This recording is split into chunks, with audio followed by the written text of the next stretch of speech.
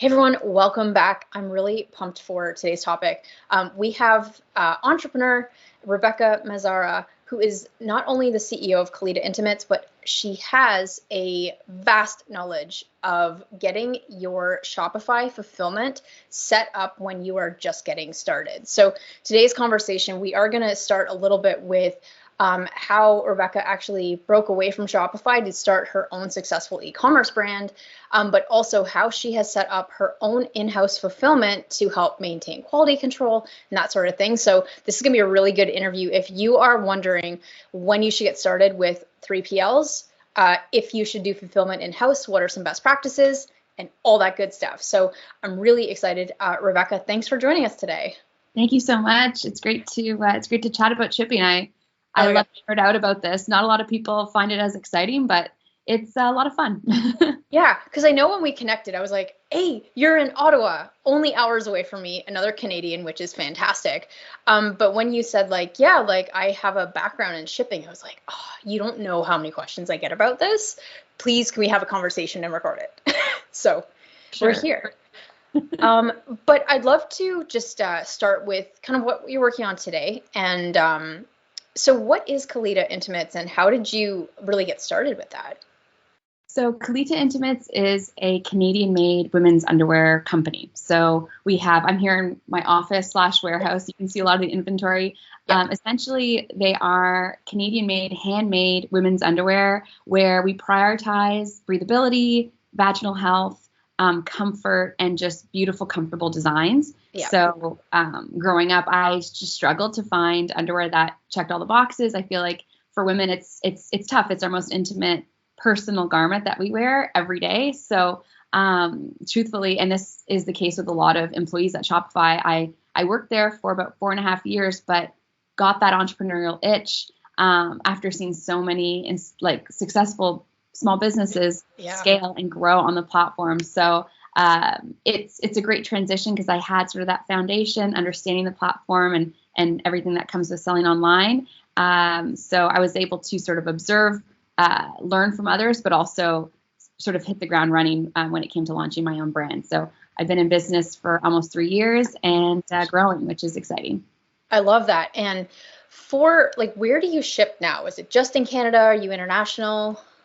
So we started just in Canada to keep things simple. And that's something I definitely recommend small businesses, just to kind of, because shipping can be complex, stick to kind of the main sort of your country, essentially. But right now we ship internationally. So we have shipping rates for customers within Canada, within the US, and then for the rest of the world. So small, light packaging makes it easy. But right now we're shipping internationally, which is great.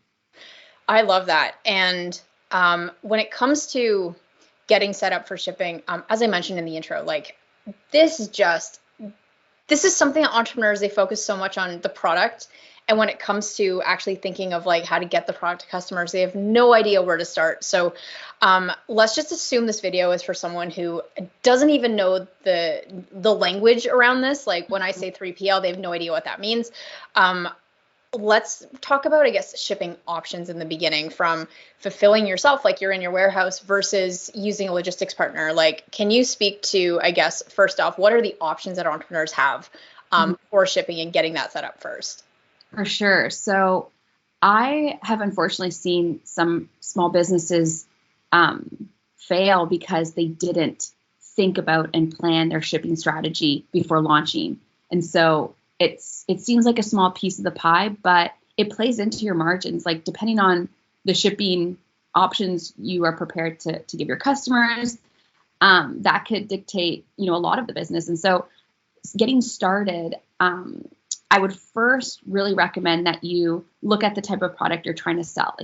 If you're selling a mattress versus selling a fidget spinner, that will really vary depending on what type of shipping you're going to be offering and what shipping is going to cost you and how to bake that into your business. So I would really just go on, if you're based in Canada, just play around with what they have available on Canada Post. Look at the dimensions of your product, figure out the packaging and the weight, and get a sense of what it's going to cost you to ship that product, assuming domestically to start. And that's something that a lot of brands don't do until they're ready to launch, and then it's time to ship, and they're getting really high shipping rates, and they don't know how they're going to pay for it. So yeah.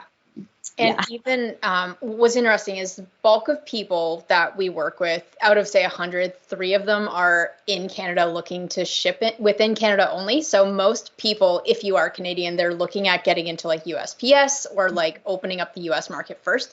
So I assume it would be the same kind of thing as you would just go to FedEx, USPS and start to get some pricing for what that would cost to ship from your house, I guess, right? Absolutely. And if you are carrying your inventory yourself, that's the most inexpensive way to ship your products is fulfilling it yourself. So there's like the pick, pack, and ship portion, where you know, an order comes through on Shopify, you grab the product, you pack it up, you buy the shipping label, and then you mail it out. And there's the option to go to Canada Post. There's the option to drop it in sort of the Canada Post mailboxes. But if you are based in Canada, Canada Post, from my experience, has been the best approach, just because their locations everywhere. They're very reliable. And if you're shipping domestically, it makes the most sense. But yeah. A lot of entrepreneurs that let's just say you're very green, you just ordered your first round of inventory, they're setting up the business, but they don't have any traction in market yet. A lot of people will come to me and be like, all right, hey, should I go to ShipBob? Should I start like looking for a logistics partner? Which means, should you send your product from the manufacturer to a warehouse and have the warehouse actually fulfill instead of you fulfilling yourself? Because I think that a lot of entrepreneurs just think, I'm getting a shipment of 5,000 units. That can't sit in my garage. My wife is going to kill me, and I'm not packing those myself. So immediately, just the thought of the volume, the perceived volume that they think they're getting, they right away just want to work with a fulfillment partner. Mm-hmm. I would love to hear kind of your take on that with people getting into 3PLs and just fulfillment centers, if that's too early, and why. Yeah. So, I mean, it really also depends on your setup. I have a friend in New York where she stored her inventory under her bed. Like there's ways to be creative of where to put it. Totally. But I would highly recommend, if you can, having it delivered to you first, if you can handle the inventory in your space. And the reason for that is having a 3PL pick, pack, and ship your products for you comes with a cost, and it's pretty expensive. There's the fee to have it stored, so you're paying for just the storage. There's the picking, the packing, and they charge for everything in terms of, oh, you want this tissue, you want it folded this way, you want this handwritten note, you want this bag. So anything that's customizable, which lately especially, a lot of customers love that personal touch to even local products. There's a cost to have that attention to detail. So it really depends on the type of business, but I would definitely recommend always starting with trying to handle it yourself, because you can also get your own groove. Like I was able to play around with how to be efficient packing it up, play around with different types of mailers and how to fold the garments best. And so starting out that way definitely helps if it's a local product. However, if you've got really high margins and you really don't want to be handling any of that, and it's not something that you enjoy or care much about, or your volume is just incredibly high, then maybe inquire about what that might look like, crunch the numbers and see if it makes sense. But I always recommend, and even at Shopify, a lot of the businesses, as they grow, even up to 40 orders a day, like that can be handled yourself. I do mine. I fulfill sort of in the mornings and at nights, and it gets me outside, that kind of thing. So, right. Yeah. I would definitely recommend just trying to keep it internally until you're at a point where you just can't handle the volume anymore, because the cost is really it. If it didn't cost much, I think I would probably outsource it, just because it does take up a lot of time. But I'm not sure if that answers your question, but it does. But I think another thing that's really important is, let's assume that you have a new seller, first run of inventory, or even you're just getting up to the point where you're doing 20, 40 orders a day. Yeah. Likely this is a new manufacturing partner you're working with. Mm-hmm. Likely, if they're in China, there's no, unless if you have someone on the ground for quality control, you aren't seeing product that's getting out. And in the very beginning, you have to make sure that the end product that your customer is getting isn't damaged, is exactly what was advertised. Otherwise, you are going to get some reviews that will surprise you and that might actually hurt your sales in the beginning. So even like fulfilling yourself allows you to make sure that the product is perfect leaving the door, as opposed to, oops, someone didn't check and 1 in 10 units coming from China is garbage and it's being sent to customers, and now because of that you're getting a 1-star review. Well, that's it. And so, especially with my garments, like we introduce a new product, all the inventory arrives here, and I'm looking at every single garment that comes through. And it recently happened with one of our styles where the stitching wasn't as clean and tight as in the past. So I was able to take a photo, send it to my manufacturer, and resolve it very quickly, versus it getting to a customer, the customer seeing it, writing a bad review, like you mentioned. So yeah, it depends really on the product. But if it's a type of piece that involves a little bit of craftsmanship, a little bit of, it's a little bit more delicate, that kind of thing, being able to see it, touch it, feel it, and customize it for whoever it might be, there's customers remember that and appreciate that. Yeah. And right now, are you the one that's mainly doing all your fulfillment, or do you have any help with it? Sometimes I get some help for big sales. Like if I'm packing up 1,000 units, I'll be up all night. So sometimes I'll bring family, friends. I had an intern for a little while. It definitely goes a lot faster when there's help, but in terms of looking for help, the only time I really need it is if I'm doing like an in-person event or pop-up. That kind of thing often helps. But besides that, I've gotten really efficient doing them, so that helps. But it's a lot. Sometimes I'll just throw my shows on and have it in the background. It's a party or whatnot. Exactly. Like, oh man. So if someone is looking for, they've decided they want to try to fulfill on their own in the beginning, but they live in a condo, what are some options for where people can use it? Like storage locker, rent a warehouse, like what have you kind of seen to help get that kind of space for inventory?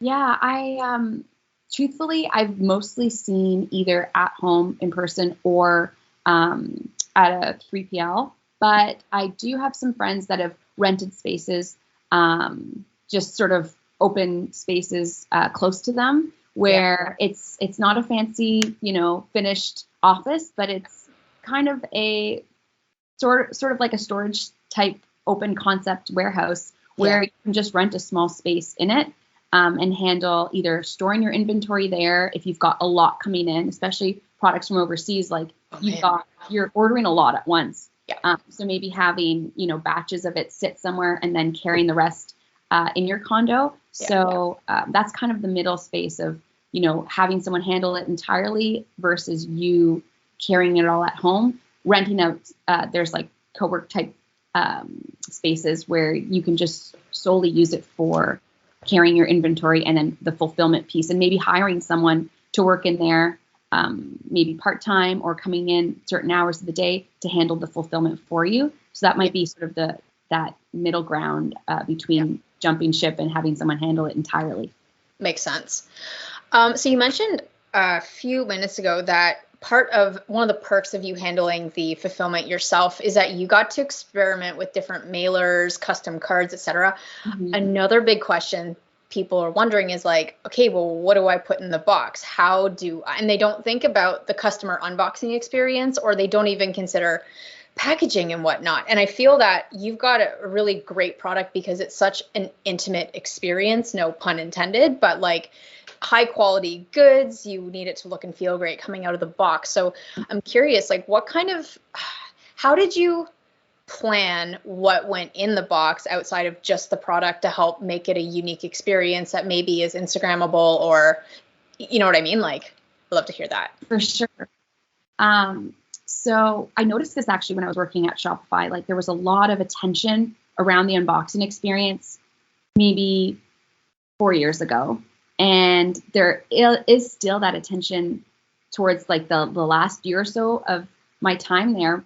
But people seem to be a little bit more mindful of things being wasteful. So having too many boxes and boxes, that's just something to maybe consider.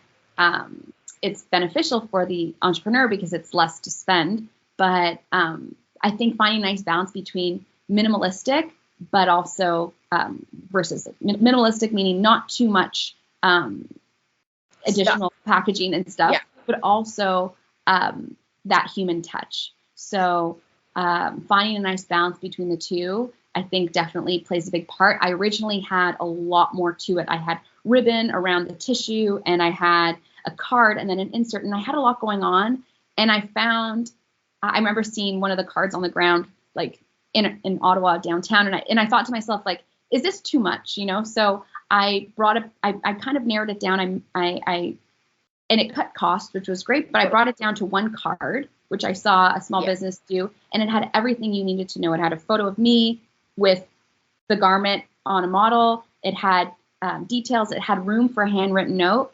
It had washing instructions. It had my Instagram. It had everything on this one insert. And people, like my friend, they keep them on their doors or on their fridges. And so seeing sort of the difference between putting a lot of energy into one card, which doesn't cost as much, it looks beautiful, versus having a lot of little things that might get thrown out. So just finding that balance. And with regards to the packaging, mailer bags are a lot more affordable, but also it's cheaper to ship bags versus boxes with Canada Post. So if you can get away with boxing up your item safely and neatly and actually put it in a mailer versus a box, you're going to be saving quite a bit as well. And there's beautiful mailers. There's holiday mailers. You can customize the mailers so that they have your logo.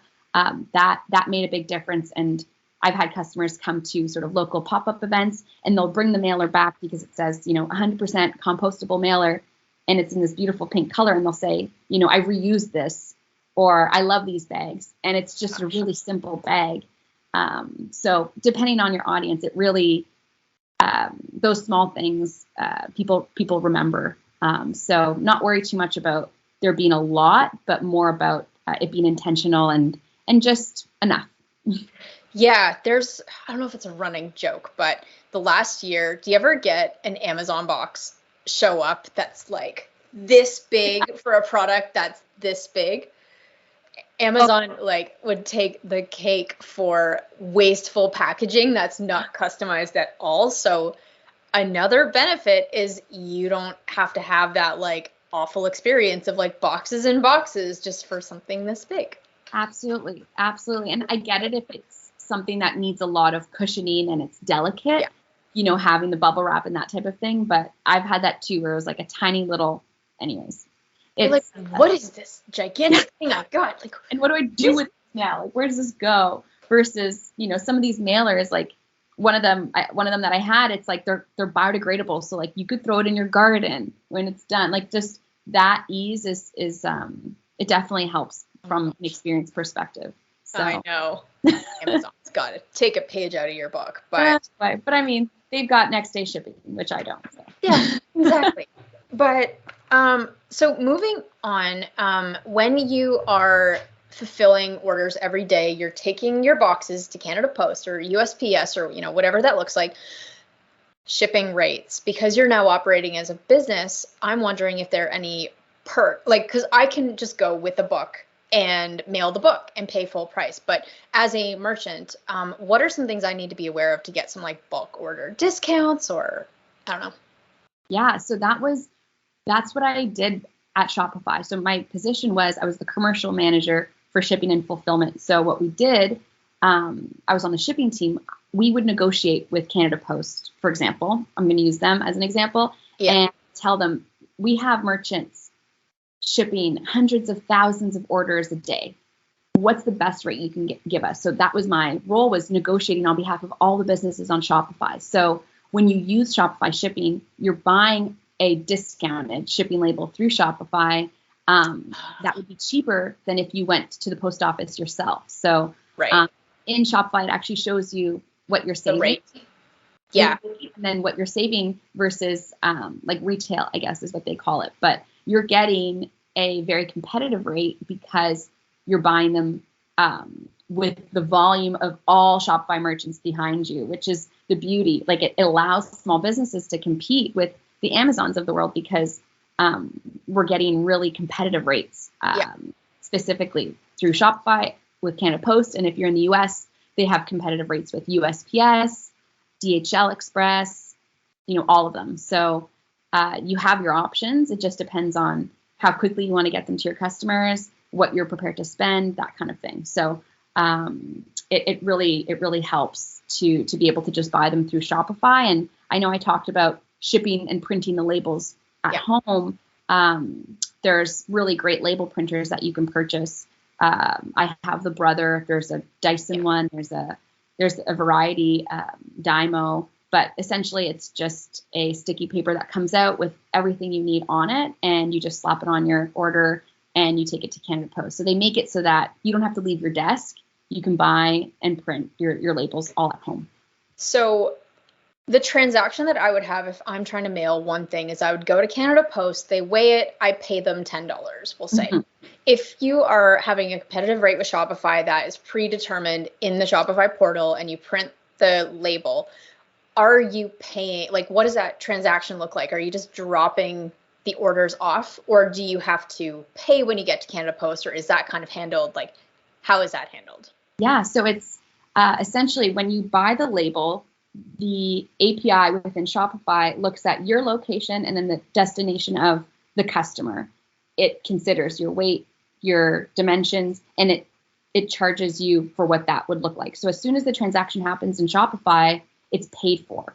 You get a monthly invoice at the end of the month through Shopify, but the transaction happens and it's ready to go. So when I don't even have to go to a Canada Post. I could drop it off in a Canada Post sort of box, and it's ready to go. So when I take them, sometimes when I have really big bags after sales, I'll go to Canada Post just because I'm more comfortable handing it to a human.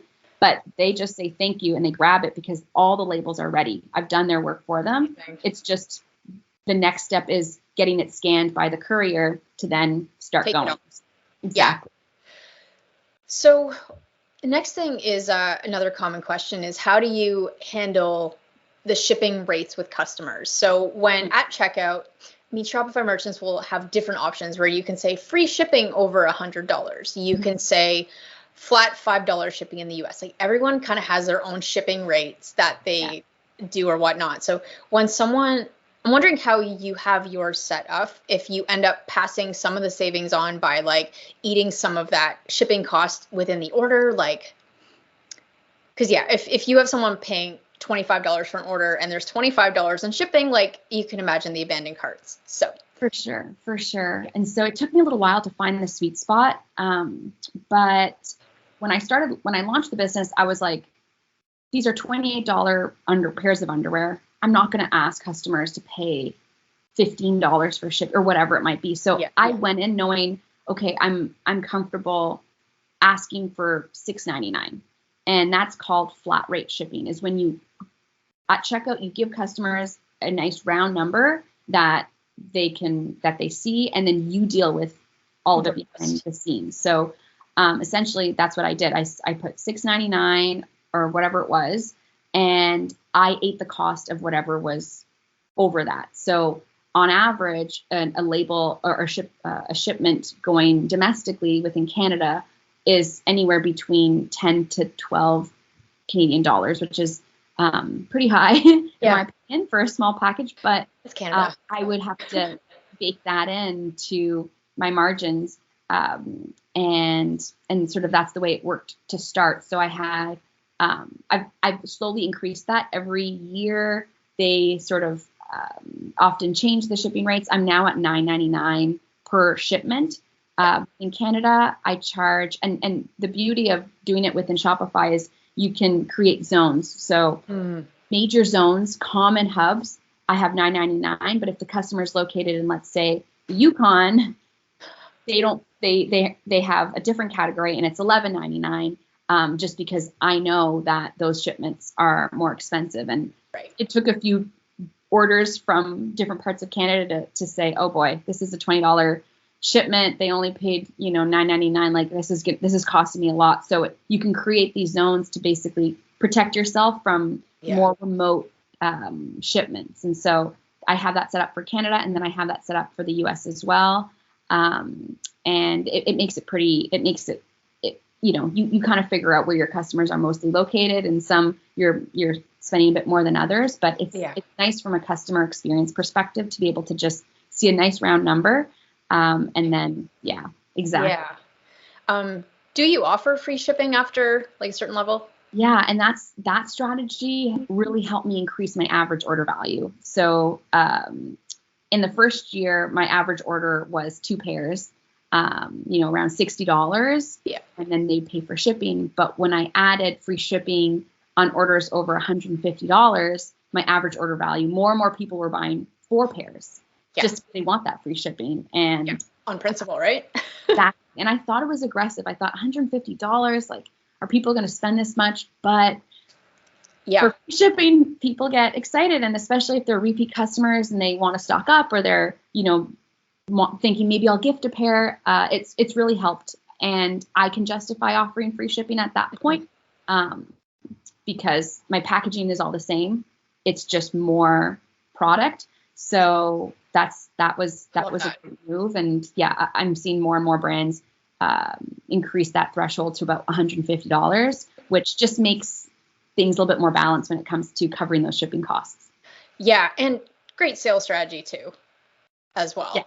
Yeah. I know we can go on forever, but there's one question you brought up before we started in recording on, like, what do you wish you knew going back to the beginning in this process? Yeah, so I feel like we touched on a lot of it. I wish I tested out where customers are located and what that would cost, because I kind of assumed that, okay, I'm getting a lot of orders within Ontario. Most of them cost about $10 to $11 in shipping. I'm just going to offer everyone this offer. And then I had to get hit with a lot of these one-off orders that charge that cost me a lot more. And then if they want to return, like, just figuring that out was a bit of an expensive lesson. So just experimenting within Canada Post, if you want to market to a different city or a different country, just really test out, do test orders on your store and see what shipping rates come up, just to get a sense of what that might look like. Another thing too that I wish I knew, how important tracking is. So a lot of brands, especially there's another underwear brand that I know, and for a while and this is a mistake a lot of small businesses make, is they think they can put them in mailers. Like, they think that, I'm gonna stuff my shipment in a mailer or in an envelope. I'm gonna put a stamp on it. I'm not gonna track it, but it's costing me nothing and it'll get there. And I didn't try that approach because that's really risky, and I think that breaks some laws. Envelopes are meant for paper. But I've opted into the option of no tracking to save on shipping. And unfortunately, while a lot of them often do get delivered and there's no issue, when things are late and customers are asking, where's my package? You said 4 to 5 business days, or, you're interacting, to not having any visibility of where it is in the mail stream makes that really hard to give proper customer support, because I can't call Canada Post. No one knows where it is. No one knows where it is. They say, well, you didn't pay for that service. I feel like they could probably see where it is, but they won't tell you. And it's just a gamble. And so there's a handful of times where I've just had to send another shipment with a more expensive shipping label, because I want to honor that. And every product is different. If it's an inexpensive product and your margins are really high and you could just replace it, sure. But on an item that, you want to have it insured and you want to be able to track it, because things happen, especially over the pandemic, like some things I needed to ship air versus ground because there was things going on. Like, you just want to be able to see where your items are. Yeah. So that's another piece of advice that I wish I didn't learn the hard way and didn't have to spend money to kind of learn that lesson. Yeah. And isn't it too that, I mean, packages get lost, stolen, etc. But if you do pay for tracking, aren't you also paying for insurance for Canada Post or the Postal Service to rebate you in that? Yeah, absolutely. And too. So I have it written down here. I use Expedited Parcel, which has tracking and insurance for, I believe, up to $100. And I think there's maybe been a total of 10 times since launching the business where the item's just been fully lost. The courier will say, well, I left it. And then the customer will say, it's not at my door. And Canada Post does a really good job at trying to find it, trying to track it. But, if things happen, they'll send me a check to make up for it. And then I'll just send the customer another order. So it's not ideal, but they insure the product. And if it's lost, you tell them the value and they'll send you a check for it, which has helped because, it's frustrating as a merchant seeing your item just get lost. It feels like such a waste, but it happens. Yeah. When it's not even your fault because you've done your best to fulfill it. So exactly, with a reliable mailing service. So yeah, it happens. Awesome. Last question. Is there anything I should have asked you that I haven't? Ooh. When it comes to shipping, I wrote down some notes. I mean, here's one that I think is really valuable. It's important to share to customers like shipping delays and cutoff dates. So, for example, often we host sales around the holidays, for example, or Valentine's Day or whatever it might be, and people want their orders in time for a certain date.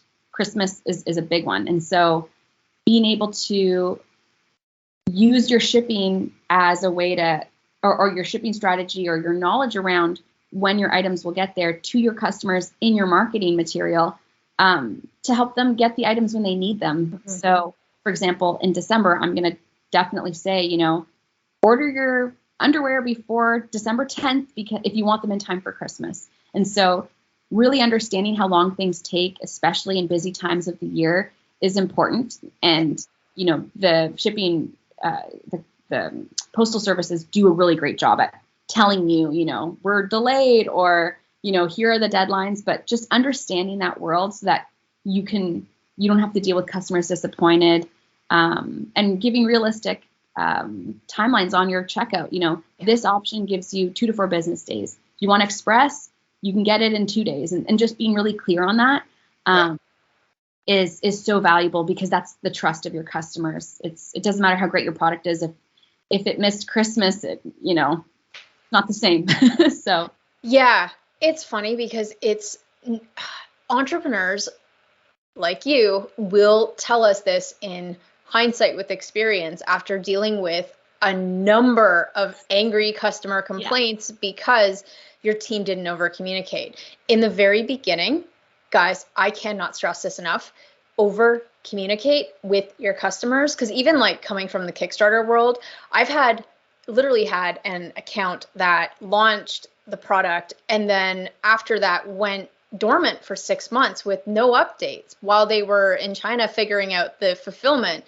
And then it got so bad that like the backers started hunting me down. And then like press in the UK was coming to me for comments about like negligence of this campaign owner running blah, blah, blah, blah. And like, so when I finally tracked the founder down, they were like, oh my God, we didn't know. And right away they sent an update. And so ever since that point, they became good at communication. But it's like, unless if you've kind of been in a customer service inbox or in the service industry, you don't really understand or get why you have to over communicate. Yeah. So heed this as a warning and just trust that you need to do that. So for sure. And that's why I love that social media has allowed us to be really like authentic and scrappy with what we share. Yeah. Like visiting my manufacturer, and I fully intend on showcasing the walkthrough of this facility and just like, I'm not answering your emails, but look at what I'm doing instead. So being,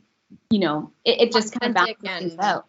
Yeah, which I love. And to that point, I think Oh, we could have a whole other episode on like sharing story on social media, but a lot of entrepreneurs are like weirded out by that because they're like, well, what if it's weird if our customers see that? It's like, no, they love the 360 experience because talk Totally. about like the trust and bond that they feel to that brand. Absolutely. And you want to support the human. You want to like send them a DM and kind of know the face you're talking to. It's played into even with underwear. Like I have so many women telling me about their postpartum or, all these things are a bit more intimate, but often it's that trust that you build with time that them referring and being loyal and sharing your product with others. So it's that's definitely a whole other topic. Other thing. And guys, if you want to hear more about that, drop a comment below. But outside of that, I think we're going to end on a high note today. If people want to learn a little bit more just about you, Khierstyn, Shipping Strategy, where's a good place to send them?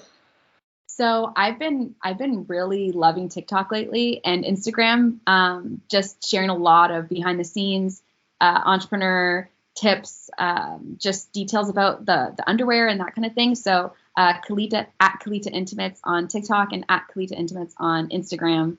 That's where I mostly live when I'm not in my inbox. Yeah, same here. Very obsessed with TikTok. Yeah. So amazing. All right. Well, thank you so much for your time, guys. If you're on YouTube watching this, please give her, Rebecca, a thank you for coming on the show and give this video a big thumbs up.